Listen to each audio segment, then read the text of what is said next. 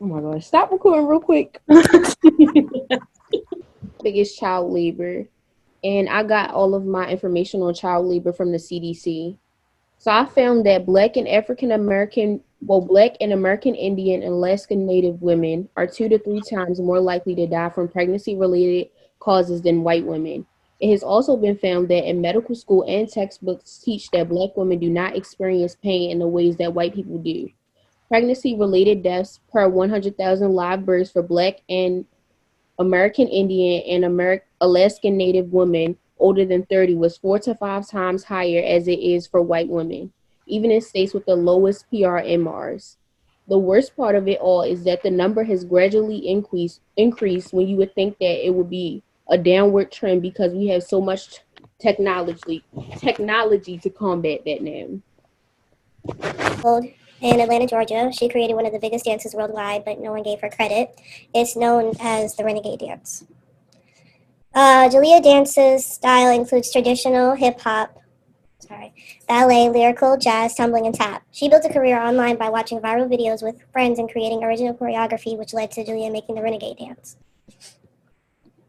Who is Charli D'Amelio? Here are some facts about Charli. She's originally from Norwalk, Connecticut. She does competitive dancing and TikTok. And her net worth is $4 million as of October 20th, 2020.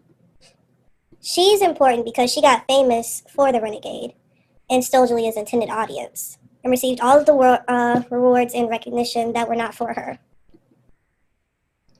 Here is a compare and contrast against the original Renegade and Charli D'Amelio's.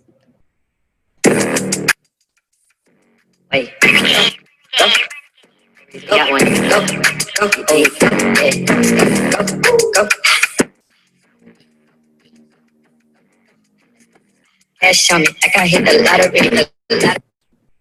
If you noticed in the video with both of the creators, their dance style is significantly different of the Renegade dance. Wait. Go. Got one. Go.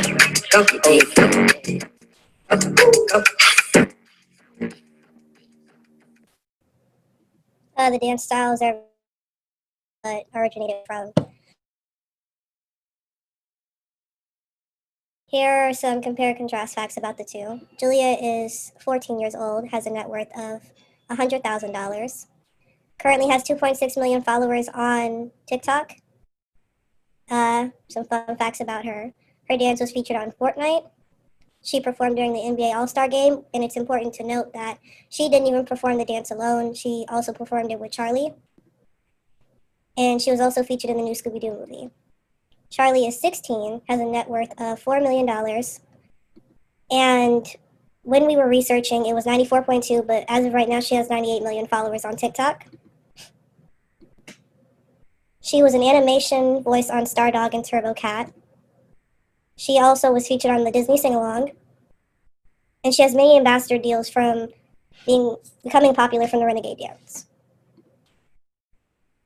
And by definition, cultural appropriation, despite often debated, refers to the use of objects or elements of a non-dominant culture in a way that doesn't respect their original meaning, give credit to the source, or reinforces stereotypes or contributes to oppression.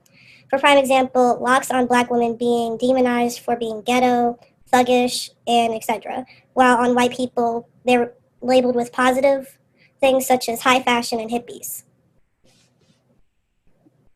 Prime example with people culturally appropriating is blackfishing, something that the Kardashians have been accused for on multiple occasions. And here we have a picture of Kim Kardashian with a relatively dark tan and a picture of Kylie Jenner, like right next to Beyonce. There have been multiple claims by fans and speculators that say that not only Kylie but Chloe both make an effort to look like Beyonce. And this is just, my culture is not a costume, something that is obviously culturally appropriated, the kimono dress in Japanese culture. And these are just some things that we had to say about that. And that's it.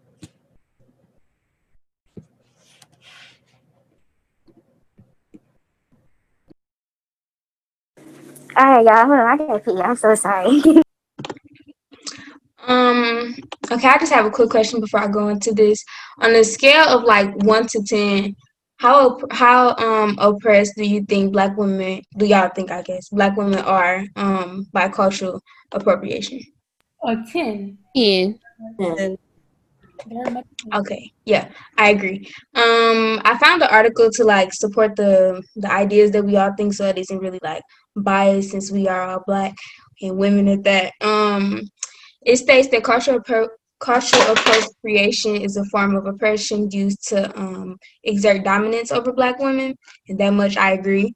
From as nation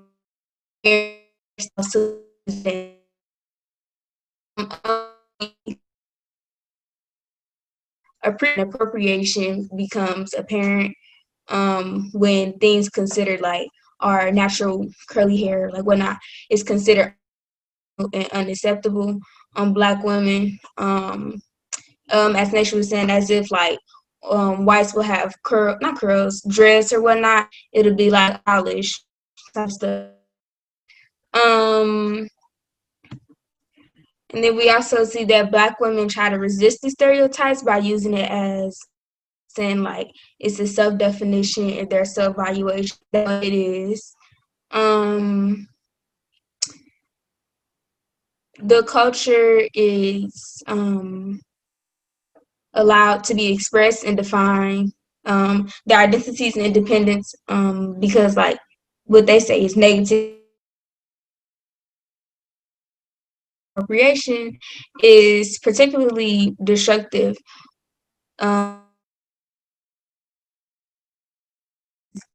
And which is supposed to empower and that about my bad.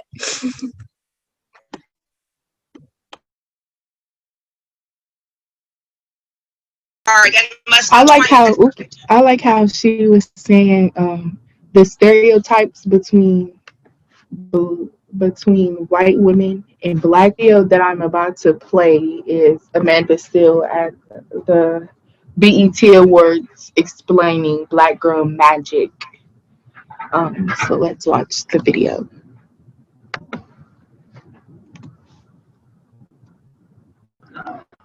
We make this look easy. Us Black girls with all kinds of curls, smelling the cocoa butter out here every damn day, saving the world. Time and time again, we find the ways and means between packing lunches, planning launches, and patting weaves. To get information to say information. Girl, you heard what they saying? Ain't no games to be playing. So we show up and show out and turn up and turn this mother out and flip it and Yasmin. Throw, gather, get folks all the way together with edges still in place, skin defying time and space. They call it Black Girl Magic because ain't no way to explain our amazing grace. How sweet the sound of a Black girl's point of view, knowing that nobody does it like we do, boo. Pride in our power, strength in our strides, you can attempt to imitate, but soul you cannot buy.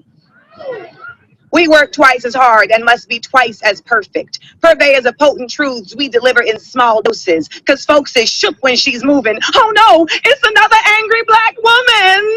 Bump that. We're not hostile, we're passionate. Clapping back is our way of declaring we ain't having it. They go low, we go high. They say no, we defy. They didn't want us to read, kept us out of libraries they built. Now we are the biggest buyers of books, so we can read you for filth. Our magic is in our love and tears, our fears and our flyness, our sisterhoods and insecurities, our ride or don't even try it. We are not the one, and still we rise. This here is for colored girls who considered getting your life and are reclaiming our time.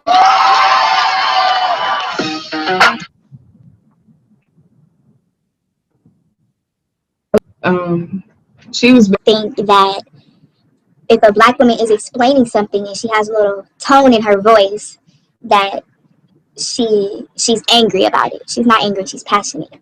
And I think people need to understand the difference between the two. Like, I can express something and have a little bass in my voice, but that shows that I'm more passionate than angry. Like, you can tell when someone is angry, and you can tell when someone is really just like, let me take a step back and realize and understand what she's trying to say and what she's trying to tell me. So I think that people need to try to read Black women better instead of just saying she's angry all the time. She's has an attitude or something is wrong. There may not be something wrong all the time, but sometimes we do go through stuff. But that's what makes us who we are today. The stuff that we go through makes us who we are today. So that's about it. That video itself is so empowering because like she speaks on so much, and like it just I feel like that video just explains a lot. Not explain, but more like inform, I guess, in a sense, because it's just like she said more than one reason why Black women are so strong, and more than one reason that actually like that we're going to touch on in the presentation. Like Sideria was saying, it's not about Black women being angry or being like just these, I wouldn't say terrible, but like being so much criticized. Is about like understanding Black people, and like why not even Black people, Black women specifically, Black people as a whole, understanding why we do what we do, or like how we act, or like some stuff is just like out of our control. Like if you're born with it, you can't change it. That's just like genetic type stuff, or just like that's you. But speaking on that, she mentions how Amanda in the video, she mentions how Black women are put through more, and they have to like fight 10 times harder to get what they want type stuff. And I feel like that also resides to dress code.